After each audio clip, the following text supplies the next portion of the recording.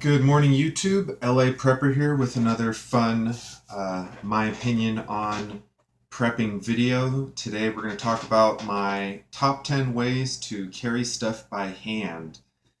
This idea came to me in one of my last videos. I was talking about human-powered ways to move things, and someone in another video commented about buckets, and I thought, okay, yeah, buckets are cool. So I made a list of top 10 things, and we'll just kind of get into it. I'll try to keep this kind of not too long of a video. Number one, backpack or day pack. Um, I say day pack as in something that's basically just the height of your, a normal size backpack. I was gonna grab mine. I think you guys know what a backpack is, but not a hiking backpack. That's a separate item. Day packs are phenomenal. They're super easy to carry stuff. They're obviously great for day trips. You can pack a bug out bag and take it with you camping, hiking, in your car. Um, it's a really convenient size. They're really affordable. The shoulder straps obviously make it really nice because you don't. It's hands free. Before there was Bluetooth, there were backpacks, the first hands-free device. So backpacks are great for a variety of reasons. I'm not going to waste your time because I probably don't have a list of reasons in front of me, but I've had backpacks forever. In fact, I will show you mine only because it weighs a ton. But my backpack is a little bit bigger than most sort of like school backpacks. I would recommend a couple things first, and I'm not going to go through this for each item. I'm not going to give you the advantages of why my Home Depot bucket is great. But since I have a backpack that I do happen to like, I'm going to let you look at this backpack. All right, and I want you to guess. I'm holding this tape. I want you to guess how many years old this backpack is. This is an Eddie Bauer backpack. I want you to guess how many years old it is. All right, you guessed? I purchased this backpack in either late 2000 or early 2001. This backpack is over 15 years old. The only thing, as far as I know, that's broken on the backpack, in fact, I think I even have all the pulls, miraculously. I have both those pulls, this pull, that pull. Yeah, actually, I don't think a single thing has actually broken on this backpack. I don't think I've torn any stitching, basically everything on this is double stitched. Almost everything. Like this edge of the flaps here aren't. But I paid something like 50 bucks for this backpack. A couple things I will mention, getting a bigger backpack is nice. Things like a handle to carry it like this one-handed is nice. Having some straps, having at least a couple. This only has 3 pockets, essentially. The 2 vertical ones, and then the big interior one. Has a rain cover. Okay, I think this pull broke. The rain cover pull broke, but you can cover the whole thing. It's got a couple straps on the bottom for, a pad. 2 strapped side pockets. The internal, actually, it has a camel pack opening. The internal has a camel pack bag on the inside. It has a back stiffener, which I highly recommend. Keeps the backpack in a good shape. Another feature which I can't talk enough about is the shoulder strap tightener. This will keep your straps together. Nothing worse than straps that just want to keep going like that if you're doing a lot of crazy stuff. Hip strap. Notice about this hip strap. This is a serious hip strap that actually has real padding around your hip. If your entire hip strap is strapping like this, that's going to be uncomfortable as shit, okay? Get this much hip padding. Yeah, it's not as cool to have these big hip pads, but I take a smaller bag to school anyways. So trust me, when you're out on the trail and your back starts hurting a little bit, tighten up the hips a little bit, loosen the shoulders a little bit. You should really be wearing it like that at any rate, but spend a little bit of money, get a good day pack. I've used this thing. This thing is so comfortable that I can hike. I think the last time I went out with my friends on like kind of a several mile hike, I had this thing full. It was heavy as crap. And I wasn't really in great hiking shape, but it was so comfortable that I felt great. And granted, I don't need to bring all that when I'm just out on a day hike with my friends, but it was good to have. So number one, backpack. Get a good backpack. They're awesome. Hiking backpack. I wish I had my hiking backpack here because I have the coolest hiking backpack. I think it's the coolest. It's not one of those big giant soft packs. Those are really fancy. You know what else? They're really heavy. Every single buckle, every single square inch of material, it all adds up. Those bags are heavy. Something they really don't advertise a lot, but they are. They always show these pictures of them stuffed to the brim, and I'm not talking about how heavy the stuff in the bag is or how much they can carry. They're just ridiculously heavy bags. My backpack weighs something like 2 pounds or 3 pounds. It has an aluminum frame.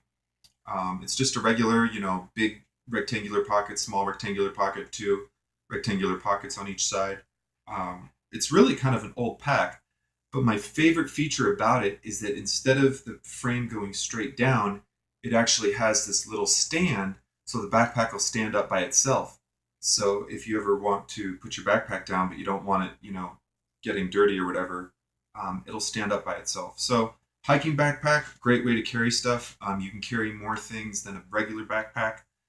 Um, Also, if your day pack doesn't have good hip straps, a hiking backpack will always have substantial hip straps. And honestly, the ones on this pack are probably better than the ones on my hiking backpack. But I'm not a big fan of putting ridiculous amounts of weight on my back at any rate.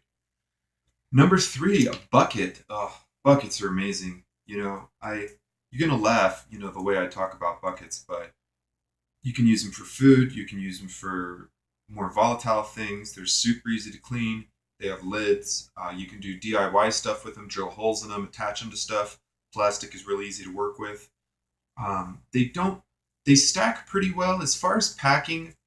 A box is going to pack more than bucket will. But buckets are a very standardized form. If you have 25-gallon buckets versus 20 boxes, I guarantee your buckets are all the same size, but obviously, but you don't have a million different types of buckets. You're going to have, out of 20 boxes, you're probably going to have half a dozen different sizes of boxes. So all things being equal, buckets don't pack that terribly.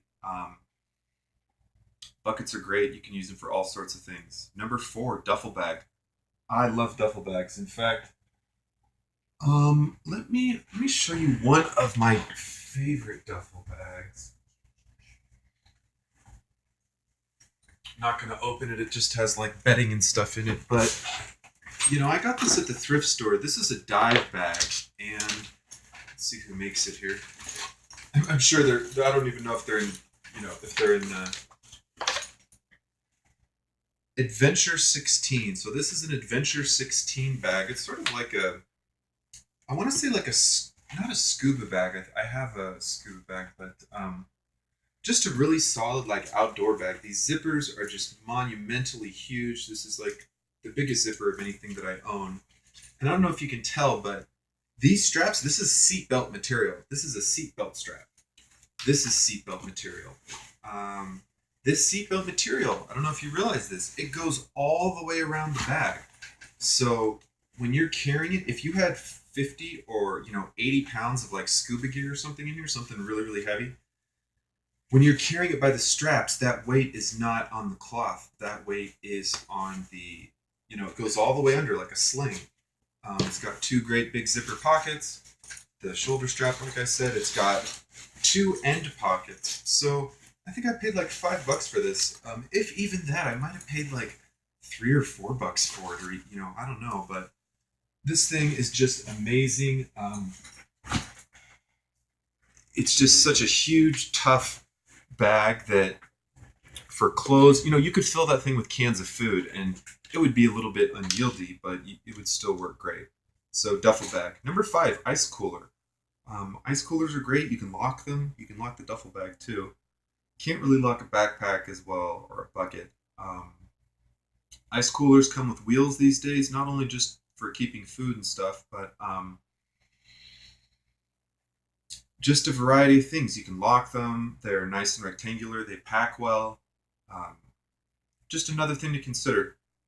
I would definitely get something with wheels if we're talking about how to move stuff by hand. A chest, sort of kind of on the same lines of ice cooler, don't often come with wheels as much, but as far as just, if you have a bunch of your preps in a chest versus all separate, it is easier to move a chest quickly than it is to move, a bunch of cans of something.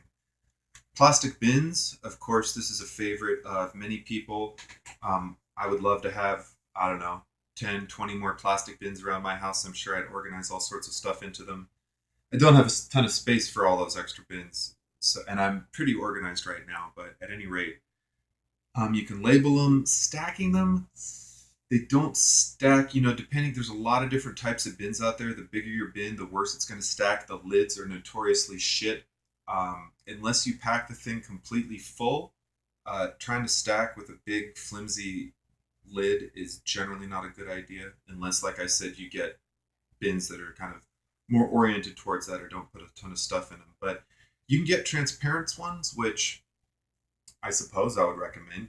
I suppose some people might say, well, then other people can see what you have. But if they're already looking at your plastic bins, they're probably too close to you anyway. So I would go transparent for the most part, just for your own convenience. Milk crates, cheap, super great, stack well, ridiculously strong, believe it or not. A milk crate is very, very strong. I don't know why I mentioned that, but they're not going to break very easily. And you could probably make a cool little lid for them if you wanted to. They don't really come with lids, but I suppose you could fab some lids if you were so inclined with some wood. I'm curious to Google it right now. But milk crates, great option. And as I mentioned it, you don't see them around as much as you used to. I think the milk companies kind of got tired of like wasting plastic. They kind of have like bigger, wider crates right now. Milk crates are sort of small. How much plastic compared to how much milk they actually hold. But I'm sure they're still around. Luggage. Luggage mostly has wheels. It has a ton of compartments. It packs well. It's rectangular, typically. It's somewhat durable. Um, I'm actually sort of like, not, I wouldn't say I'm working on it, but something I've brainstormed is I have a lot of tools, and tool organizers are really expensive. So one thing I was thinking about doing is getting like a day luggage, a roll on luggage, and converting it to tool storage, like putting some pockets in, so that I can just, instead of having like a bucket and a duffel bag and all these different things, maybe just have like two rolling luggages, one that's sort of like more power tools and stuff, and one that's maybe more like woodworking or whatever. But luggage you can get for really cheap at a thrift store. I wouldn't go out and buy some new stuff. So if you're looking at like trying to move some heavy things or trying to organize your tools or whatever it is, consider going to your thrift store and buying a piece of luggage for $5 or $10. Somebody probably tore one little thing or broke one little thing, or maybe they, bent a caster. I could almost guarantee that for less than $3 or $4, you can fix whatever's wrong with the luggage. Um, and most of it's pretty clean, to be honest, too. It's not like it has weird stains in it. Number 10, trash bags. Construction trash bags, like 30-gallon ones, thick 4, 5, 6 millimeter plastic. They're great. They're waterproof. They're strong. They're not the most convenient to carry. You kind of have to carry them over your bag like a hobo or something, I guess. But utility wise, you can use them for anything. Ponchos, you can make cordage out of them, ground covering, shelters, of course, carrying your items. There's the waterproof, just being, or at least highly water resistant. You kind of have to tie the top carefully to make it, waterproof. But a trash bag being highly water resistant, not just so much, if you're in a flood area, but keeping dust out, keeping critters out, um, keeping contamination out. There's a lot of benefits to having a non-permeable. Smells keeps odor down. If you're in the woods, you don't want all your food to be smelling for other wild animals, for dogs, for humans, for whatever. So a lot of advantages to a trash bag. They're also really compact. You can get like 50, 30 or 50 construction bags, and they fit in like a nice little brick. So if you ever, for whatever reason, if you just have to move a lot of stuff in short order, trash bags are really awesome. So there you have it. 10 ways to kind of move stuff by hand from one point to another. I hope you enjoyed the video. Like, comment, and subscribe, and I'll see you next time.